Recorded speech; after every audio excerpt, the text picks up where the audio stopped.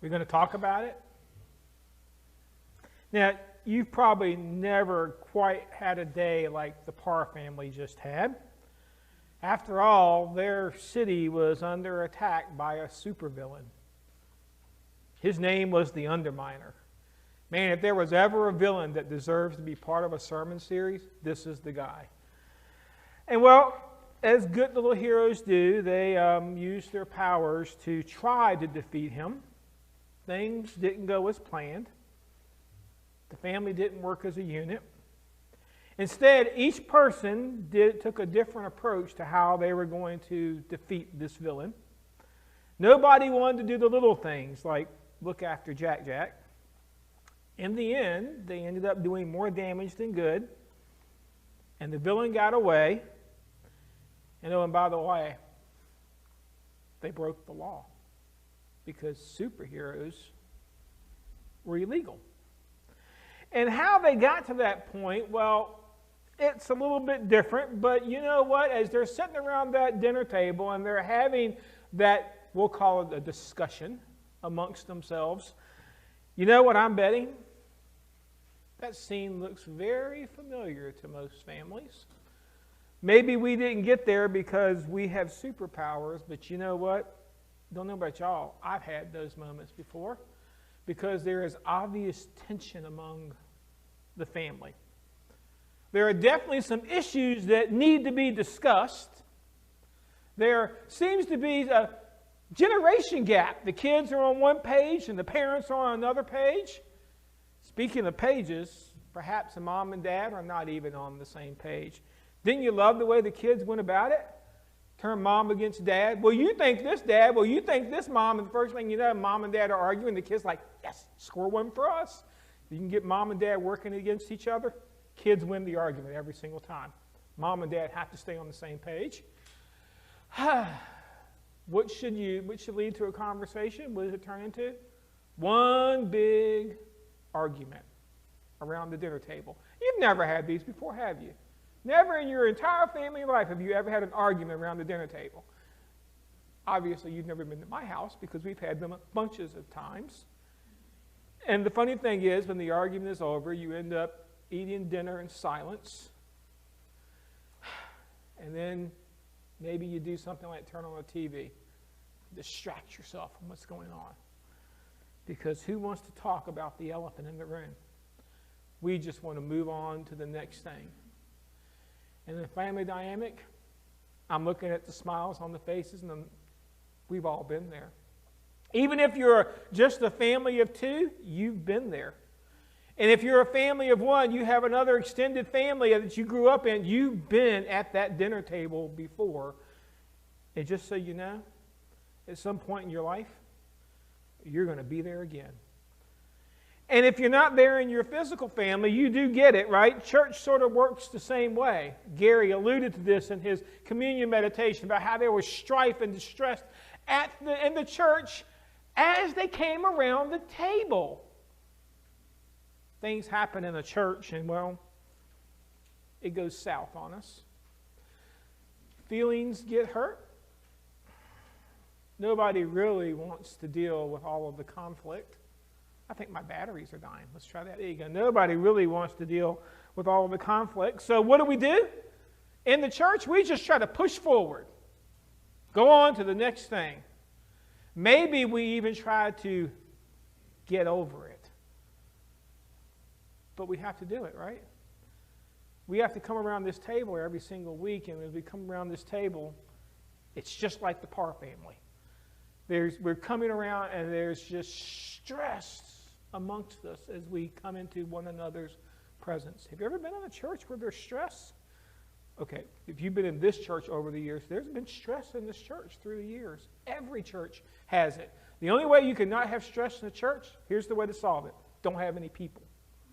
If you have people, there will be stress in your church. And at some point, the pressure builds and everything explodes.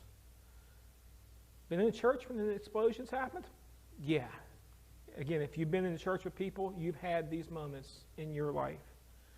And well, it all comes from one thing: the lack of communication.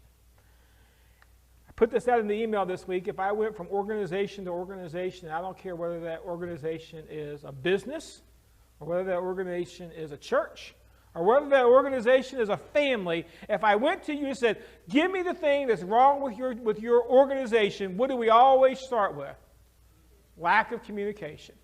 Somebody doesn't say the right thing the right way, or something doesn't get conveyed, or we're missing information. So we have a lack of communication, which is important that we understand this idea, because communication is a process by which information is exchanged between individuals through a common system of symbols, signs, or behavior. Communication is an extremely important thing. It's that thing that lets people know what's going on. It's that thing that lets us share our hearts with one another. And when it begins to break down in the church or in your physical family, there's a lot of repercussions that go on. As a matter of fact, these are the symptoms of some poor communication. So you can go ahead and ask yourself if you have any of these problems going on in your house or in your church.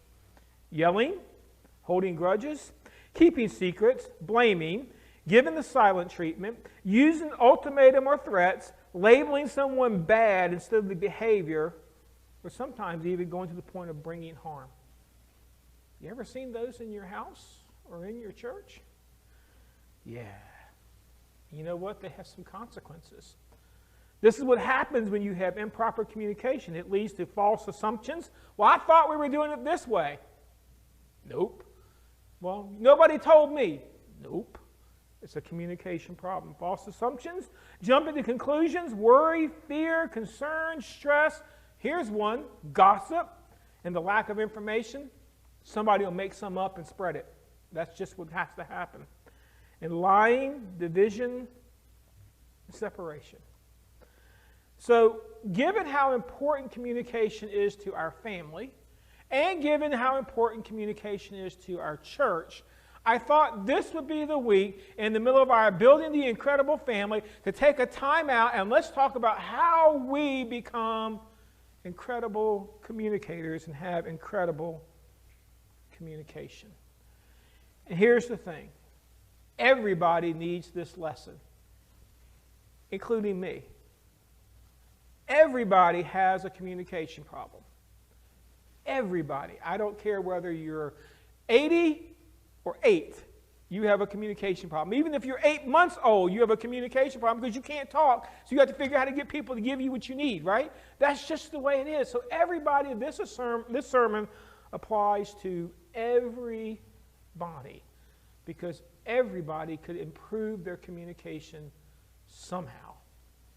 And the first thing we need to know about incredible communication is the idea that words are incredibly powerful. This is what James said in James chapter 3, verses 3 through 6. We put bits in the mouths of horses to make them obey us. We can turn the whole animal. Or take a ship as an example. Although they are so large and are driven by strong winds, they are steered by a very small rudder wherever the pilot wants to go. Likewise, the tongue is a small part of the body, but it makes great boasts. Consider what great forest is set on fire by a small spark. The tongue is also a fire, a world of evil among the parts of the body. It corrupts the whole body, sets the whole course of one's life on fire, and itself set on fire by hell. We forget it. Words, they are powerful. What's our phrase? The pen is mightier than the sword, right? That's what we believe. As a matter of fact, we used to tell our kids, sticks and stones can break your bones, but you know what? It isn't that words can never hurt me. Words can absolutely crush a spirit. Man, you can come home and you can be in the best mood possible. You've had the most awesome day. You got a raise. The world is going good. You know, gas went down. Prices are good. The government is going. Everything can be wonderful. You can walk in. How many words does it take to destroy your day? Just one. Just one misspoken word, and that entire day comes crashing. It works that way in the church, right? You can come into church, and you've had such a great week, and you're all fired up to get in God's presence, and you're excited, and then out comes words it all comes crashing down. They're powerful, and we need to remember that. But unfortunately, we treat words like a child that found a pair of scissors in a drawer. I don't want to run through the house with them and just wave them around, and we don't realize just how dangerous they are, so let me just enlighten you. Once spoken, they can never be reclaimed. Once they come out of your mouth, you can't go out and go, you can't put them back. Once they come out of your mouth, they are spoken. And in today's world where we have text and email and all these different ways, once they come out, all that can be done is they have to be dealt with. And your words, once heard, they can never be forgotten. There's an old adage that we tell teenagers, okay, old, man, I am getting old because I call this an old adage, and this really hasn't been that long. We always tell our teenagers when they start getting on the internet, or we tell our kids these days, they get on the internet, what's the thing we tell them? Nothing is ever gone from the internet. Once you post a picture, it's there forever. I don't care how many places they delete it from, it's somewhere forever. You know, your words work the same way. Once somebody hears them and they get into their brain, they cannot forget them no matter how hard they try. Years may go down the road, and you may have spoken that thing 20 years ago, and something will come up and say, well, I remember when you said, and you're like, really? Yeah, 20 years ago you said this. Okay. And you know who's the best rememberers around here because their brains are young and fresh and got lost to space? Kids. Man, they'll remember everything they got. And when there's time, they'll take that word out and stick right where it needs to go because they understand words are powerful. And so they can never be forgotten. You can't erase your words. So if they are so powerful, don't you think there are things that we need to learn how to control? What comes out of my mouth? What I say? James tells us we can control a horse and a ship, but not our tongue. That's impressive. That's how powerful your tongue is. And so this is what I would like you to do. Just take a moment, lay your pens down, no fill in the blanks for this part. Just listen. We're going to go to Proverbs, and I want you to hear what Solomon has to say about our words. Proverbs chapter 10, verse 19. Sin is not ended by multiplying words, but by the prudent holding of their tongues. Proverbs chapter 12, verse 18. The words of the reckless pierce like swords, but the tongue of the wise brings healing. Proverbs chapter 13, verse 3. Those who guard their lips preserve their lives, but those who speak rashly will come to ruin. Proverbs chapter 15, verse 1. A gentle answer turns away wrath, but a harsh word stirs up anger. Boy, do I know that one. Proverbs chapter 18, verse 13. To answer before listening, that is the folly and shame. Proverbs chapter 21, verse 23. Those who guard their mouths and their tongues keep themselves from calamity. If you've taken the Proverbs challenge, if you remember what that was, there are 31 chapters in Proverbs. Therefore, it would take you 31 days for you and your family to sit down and read it together, one chapter at a time. You probably have already started hitting some of these verses. And Solomon talks a whole bunch about how much the tongue ruins our family situation. Jesus chimed in Matthew chapter 12, verse 36. But I tell you that everyone will have to give account on that day of judgment for every empty word they have spoken. So let me just tell you something. When we get to heaven and we're all standing in line to give an account, if you see me in front of you, sit down. Because we're going to be there a long time when I get to the front of the line. But you know what? They're going to be there a long time for you too. Could you imagine what that? You wonder what we're going to do for eternity? Now you know what you're going to be doing. Give an account of every idle, empty, misspoken word I've made in my life. Do you know how much room that is? I mean, I'm 53 years old, and my mouth tends to run a lot faster than my brain thinks. Okay? So I've got a lot of words to make up for. So maybe I want to use the rest of my life to be a little more prudent in the way I use my words. Because you know what? I'd really like you to have your turn when you get up there to Jesus too, and not take all of eternity going over just my words. But we don't think about that. God hears every word you spoke, and he says, guess what? Although you are forgiven, it's like a tape recorder.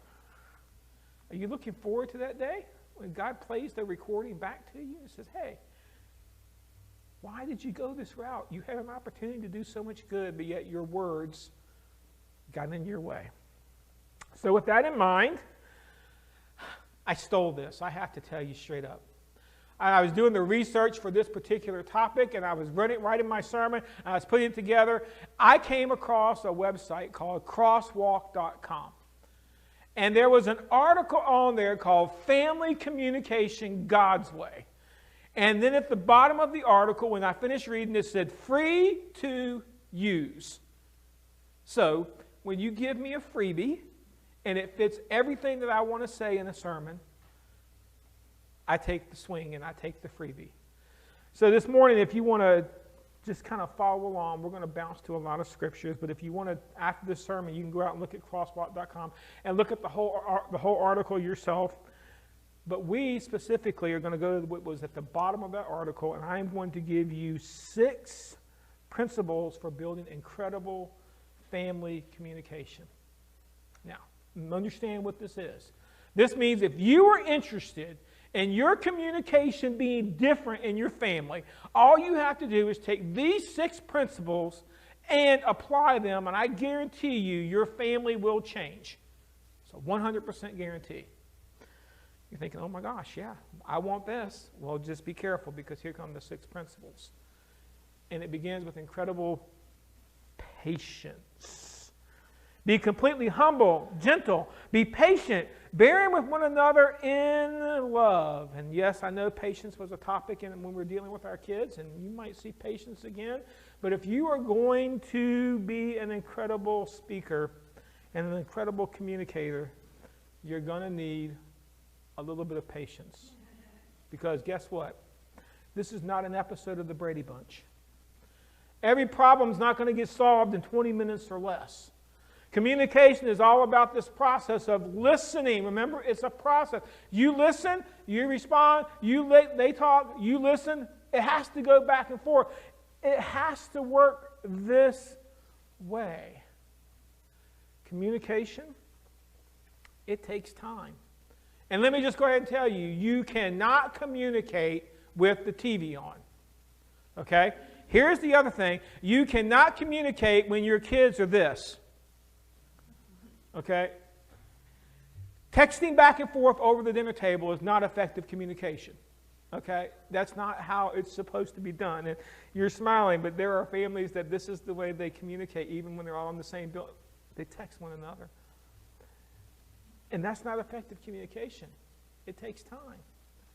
Even when Jesus outlined resolution conflict in Matthew chapter 18, he mentioned multiple steps that would take multiple sessions to clear up a problem. And this is one of the problems with our communication today. Why? Because I want it solved now.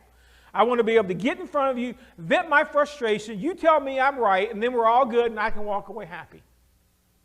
That's not effective communication. That's not being patient. Sometimes it's just going to take time.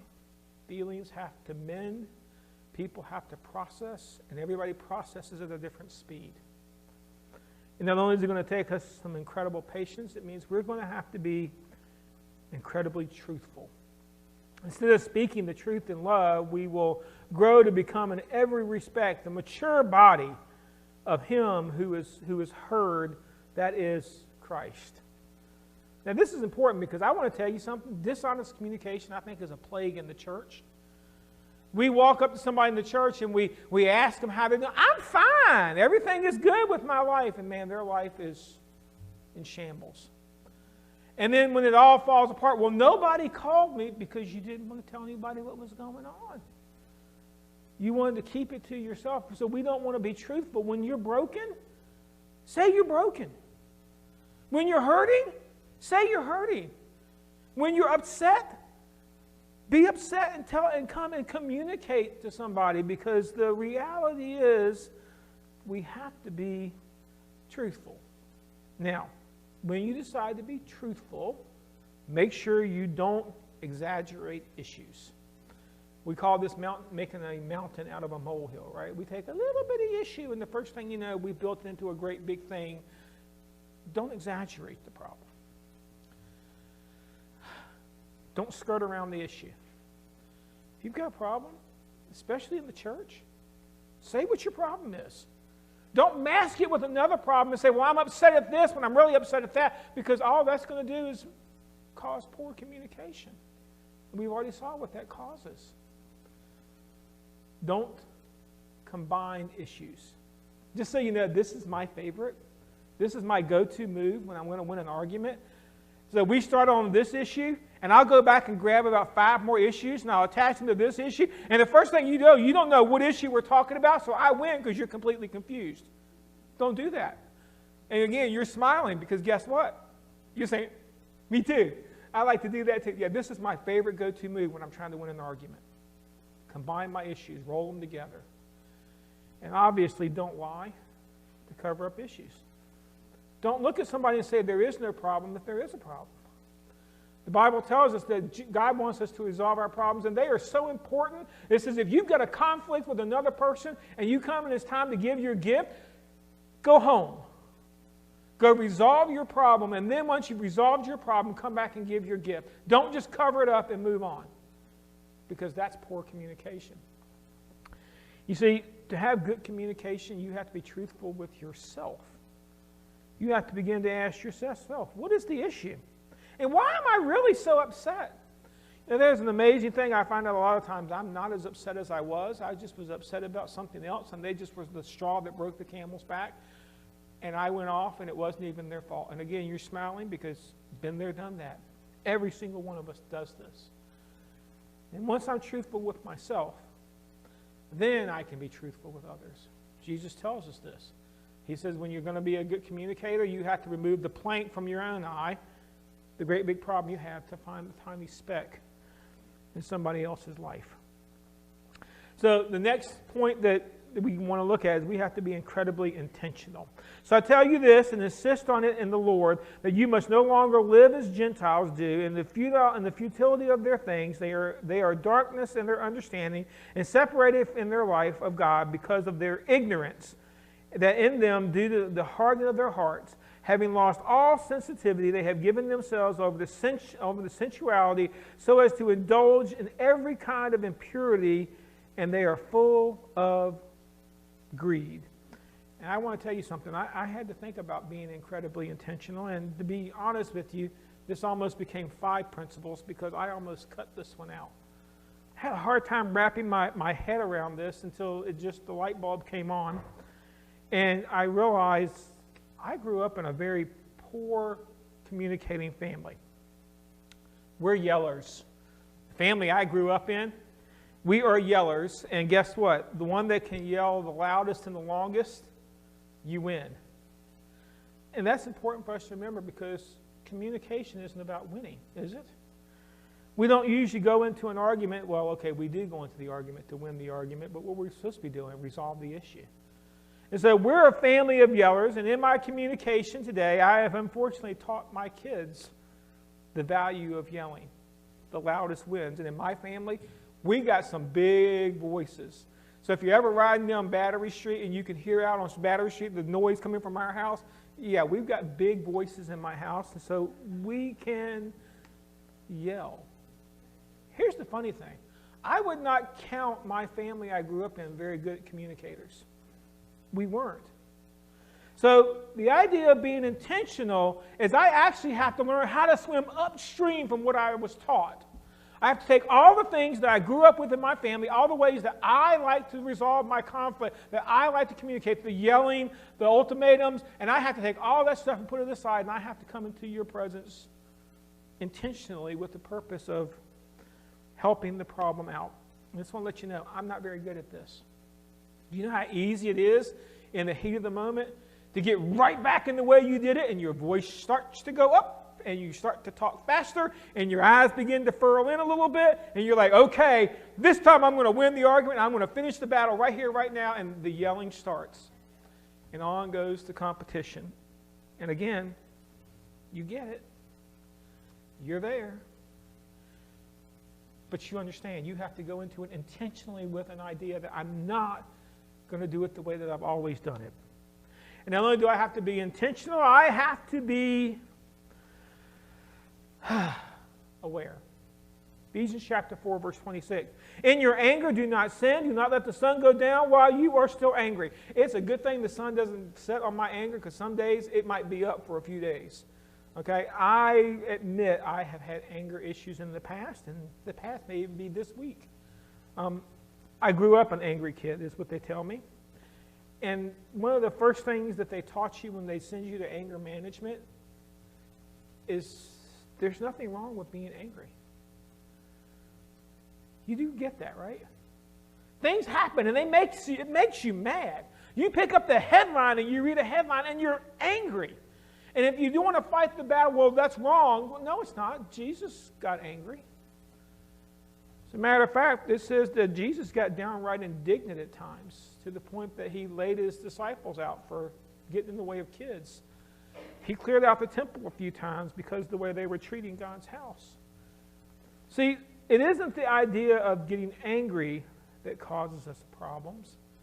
The issue is, when do I go from being angry to being abusive? Now, I'm not talking about physically hitting somebody. But at what point am I no longer angry and now I'm just venting? It's no longer about helping us resolve our differences. It's the fact that I'm now going to take all of my issues that I've drugged with me for 53 years and I'm going to lay them all on the altar right now. At what point in my communication have I stopped problem solving and started to prove a point? This is me, folks. I read this one, and they could have just taken my picture and stuck it right next to this point, because this is my struggle. I can see this one coming from a mile away, and it's like a train roaring toward me. I can feel the frustration coming up inside of me. I can feel the anger, the fuse is lit, and I see it coming. I'm like, I'm not going to do it, I'm not going to do it, and boom, it erupts, and you're right out there. And remember, once spoken, a word can never be unheard. And once heard, it can never be forgotten. And so I have laid down some very complicated beds of relationship because of my poor communication. And a lot of them stem from this fact that I have trouble controlling my emotions. I let them get the best of me. And then whoever happens to be the poor, unfortunate soul that walks in next, it's their fault. And we just let her go. Now, is that bad for a minister to admit that? I don't think so. Because guess what? I'm a human. And I struggle with the same communication issues that you do. And you need to remember, you have to be aware. Don't go into a situation thinking, I'm going to get even. There's another way that you have to look at things. You have to go in thinking about being incredibly constructive. Do not let any unwholesome talk come out of your mouths, but only what is helpful for building up others according to their needs that benefit those who listen. So, look at the words. Helpful, building, their needs, benefit. Who's missing from that equation? Me. I'm not entering into a communication situation trying to win. Okay, I am. I usually try to win.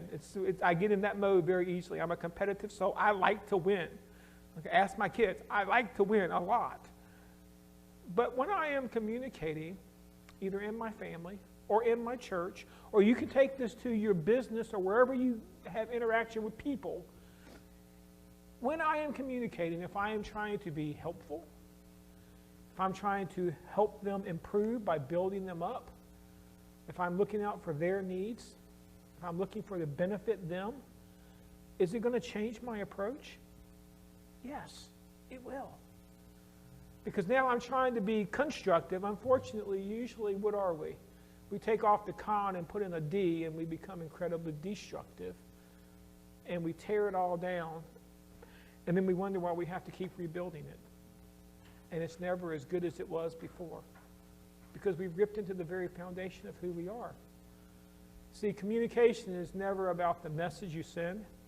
It's always about how the sender receives and perceives the message.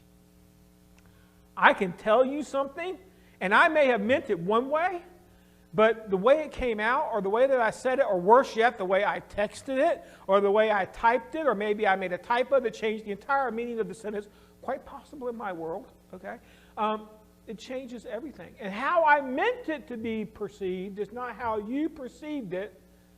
And so now we have a communication problem. So I just want to stop a minute, parents, especially if you have little kids. And I'm talking after teenagerdom, the ears are turned off a little bit. They don't hear half of what you say anyway.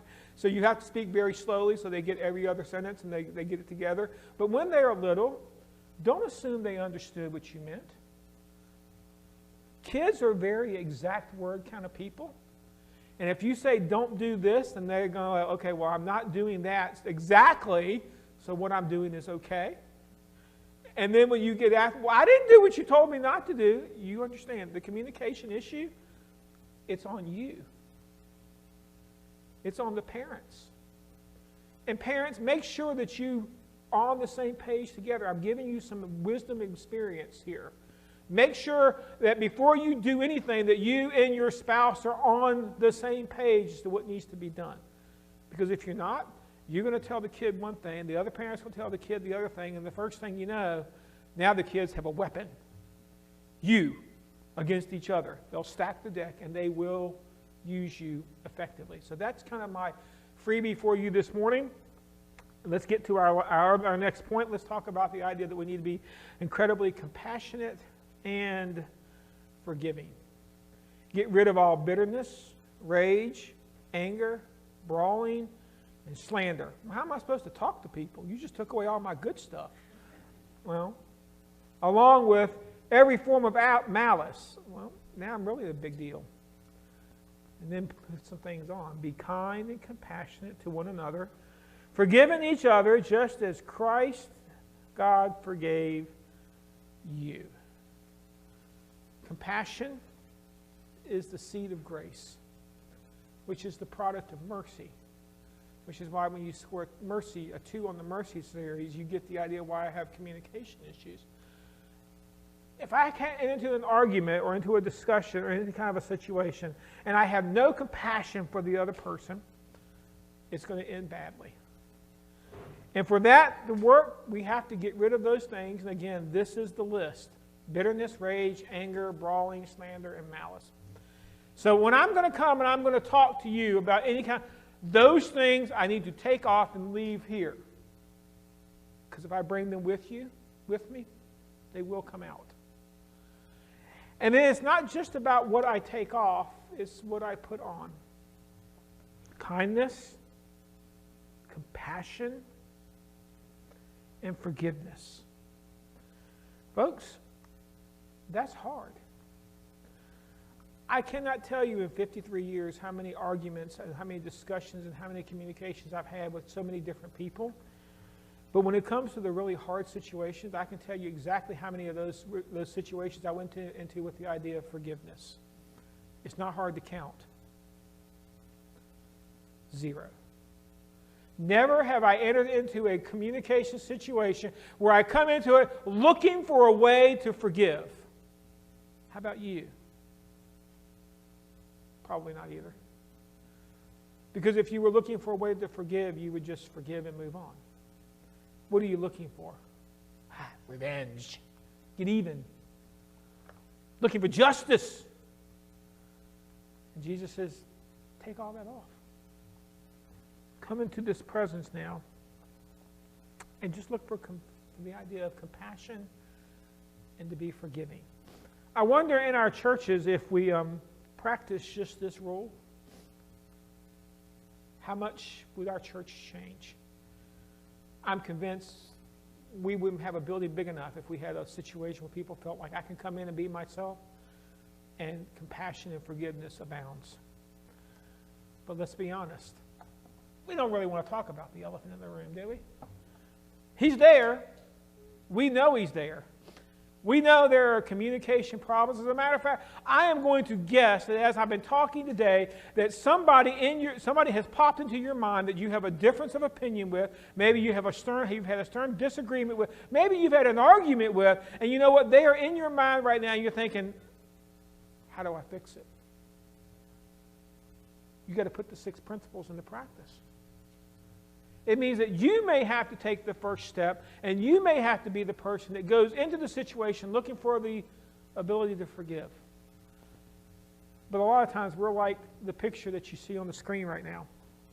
The elephant is there, and he's huge, and we're just going to sit there and we're going to choose to ignore it. It'll go away. It'll shrink after time. It'll starve. But in our families and in our churches, we need to deal and we need to communicate effectively with one another the way Jesus communicated with us. How did Jesus communicate to you? Think about this.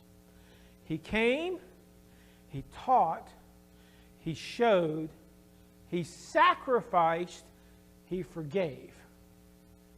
Those were Jesus' go-to moves. The question is, are those yours?